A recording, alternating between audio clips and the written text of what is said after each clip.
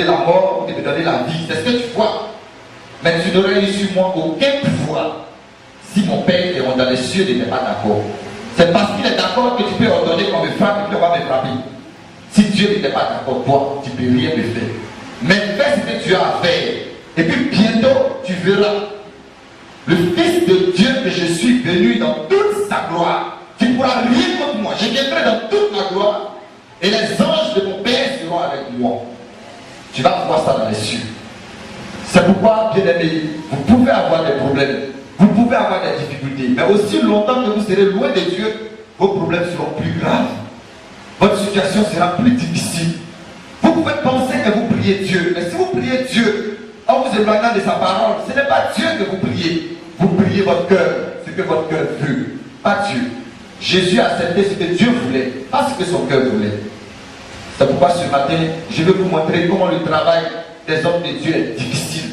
Ce n'est pas facile, c'est difficile.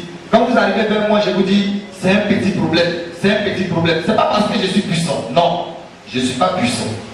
Celui qui est puissant, c'est Dieu. La Bible dit que Dieu lui-même, il travaille avec nous, il est tout près de nous et il veille sur chaque parole que lui a dit pour les accomplir. Si Dieu va accomplir ce qu'il a dit, quel effort moi j'ai à faire? Si lui, il est gravement malade, il est couché, si Dieu me dit, prie pour lui, je prie pour lui. Il dit, prie si de l'eau, donne-lui, il va boire. J'ai pris, je lui donne l'eau, il va boire. J'ai fait quoi? Ce qu'on m'a dit de faire, c'est ce que j'ai fait. Comment tu veux que j'échoue? Je ne peux pas échouer. Même si le plus grand sorcier, le plus grand féticheur se lève, je n'ai pas peur parce que je sais que Dieu va me dire, si tu veux la voix, il faut faire comme ça. Comment j'ai avoir peur? Vous voulez entendre la voix de Dieu, mais pourtant vos péchés sont énormes. Et vous vous demandez souvent comment on pêche. Mais vous péchez, même pour votre propre plaisir, vous péchez. La Bible dit que tout excès nuit. Pour manger, il y a la gourmandise dedans. Dieu est rassasié, mais tu veux manger quand même.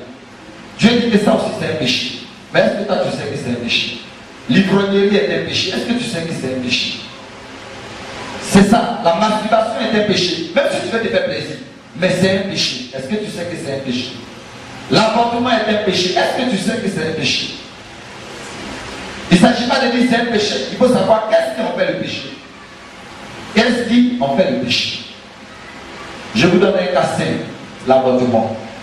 Souvent vous pleurez et vous dites, peut-être que c'est parce que j'ai fait avortement que je ne peux plus avoir d'enfant. Je vais vous donner un cas très simple.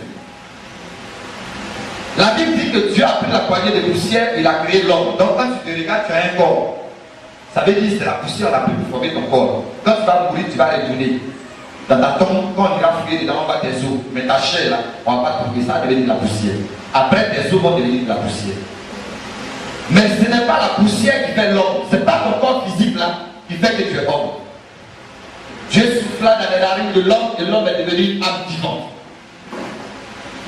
Ton corps physique, c'est de la viande. Mais l'âme, le souffle de Dieu en toi fait la vie.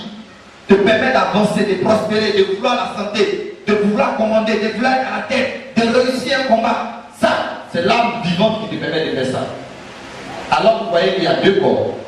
Le corps physique et l'âme vivante. Lorsque la femme est enceinte, on constate que le corps physique est en train de prendre forme dans le sein de la femme.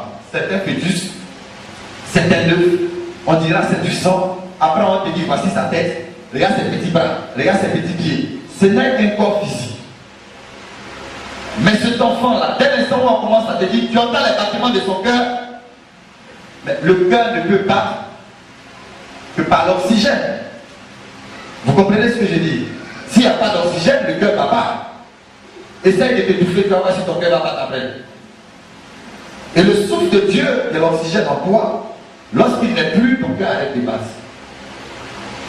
Dieu dit qu'il habite le cœur des hommes. Amen. Alors écoutez-moi bien. Même si tu fais ton pilotage, tu fais ton avortement et que la chair s'est détruite, tu vois le sang couler. La chair est tombée au péché. C'est pas grave. Ce que tu oublies, c'est que l'enfant a perdu son corps physique. Mais et son âme? Est-ce que toi tu peux détruire son âme? La Bible dit, ne craignez pas celui qui peut détruire le corps, mais craignez celui qui peut détruire votre âme. Mais puisque toi tu es homme, tu as détruit un corps physique. Mais et l'âme, où ça est? L'âme reste errante. Comme une brebis perdue. L'âme reste autour de toi. C'est toi sa maman. C'est toi son papa. Tu veux, tu ne veux pas. Quand il a fécondé là, le souffle qu'on lui a donné là, c'est en ton nom. C'est toi son papa, c'est toi sa maman. Tu as fini de tuer la chair, mais l'âme terra te reconnaît. L'âme que toi tu ne vois pas existe autour de toi dans ton foyer. Mais l'âme ne veut pas te faire du mal parce que tu es sa maman, parce que tu es son papa. Mais qu'est-ce qu'il va faire? À partir d'un moment donné, tu vas commencer à t'occuper de tes enfants légitimes. Parce que quand tu seras marié, tu vas faire des enfants, tu vas t'occuper de tes enfants, tu vas les habiller, tu vas les scolariser. Mais ce que tu as oublié, c'est que celui que tu as avorté, l'âme, il est là. Il fait partie de ta famille, il est dans ta maison. C'est pour ça que vous avez besoin des hommes de Dieu, pour séparer ce côté invisible du côté visible. Mais vous ne le savez pas, donc vous continuez de vivre comme des hommes. Parce que l'homme est ignorant. L'homme meurt par manque de connaissance. Alors, l'invisible qui est là, le problème qui va te créer, c'est que quand tu auras des enfants que tu vas commencer à aimer, Satan va venir le prendre pour t'accuser. Satan va venir lui dire, mais c'est pas lui qui t'a mis au monde. Il va dire, si tu as vu, non seulement il a détruit ta chair, mais maintenant, regarde, il ne s'occupe pas de toi. Il aime tes frères là plus que toi. Regarde le mal qui t'est fait. Il faut le tuer. Il a dit, non, c'est mon papa, il ne faut pas le tuer. Il dit, bon, dans ce cas-là, il faut blesser l'autre là. Donc, lui va rester là et puis lui va réussir. Blesse-le. Alors, l'âme invisible, qui a été agressé parce qu'il n'a plus son corps physique, va commencer à attaquer tes enfants. S'il va à l'école, il va lui dire, mais tu vas à l'école pourquoi? Oh, pour sortir là-bas, t'as quelle bonne école tu as fait? Quand il veut se concentrer, il est là, il parle. Il l'attaque. Quand il veut traverser la route, il le pousse sur la voiture. Le gars va te dire, je ne sais même pas comment j'ai fait, puis j'ai eu le petit, je suis tombé. L'âme invisible lui crée toutes les difficultés possibles. Ça devient Caïn et Abel.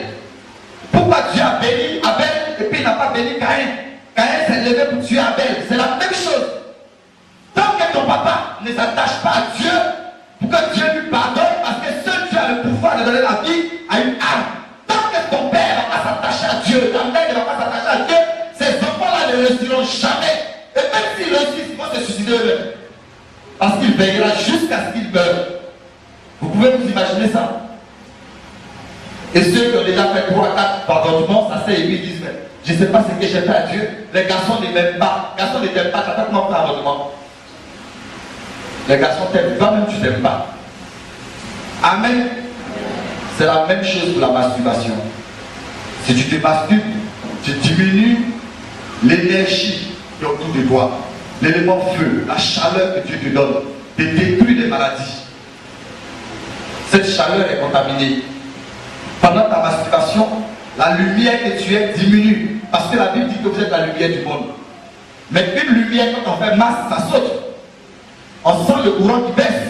Donc quand tu es en train de faire masse, parce que tu fais l'amour avec toi-même, tu penses que tu es en train d'imaginer une femme ou bien un homme, mais c'est toi-même. Tu es seul ici. Tu rêves.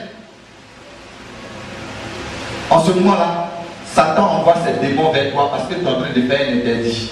Ta chaleur va contaminer l'espace. C'est pour ça qu'on a détruit Sodome et Gomorrhe. Peut-être que vous ne le savez pas. C'est ce genre de villes. Et donc les démons viennent, toi tu ne les vois pas. Toi tu es en train de te masturber. Au moins tu es en train de crier tes roues. Ah, lui il est là, il attend. Faut faire dire qu'il a me donné le sperme, là il est parti. Dès que tu éjacules, ils prennent ton sperme, ils s'en vont.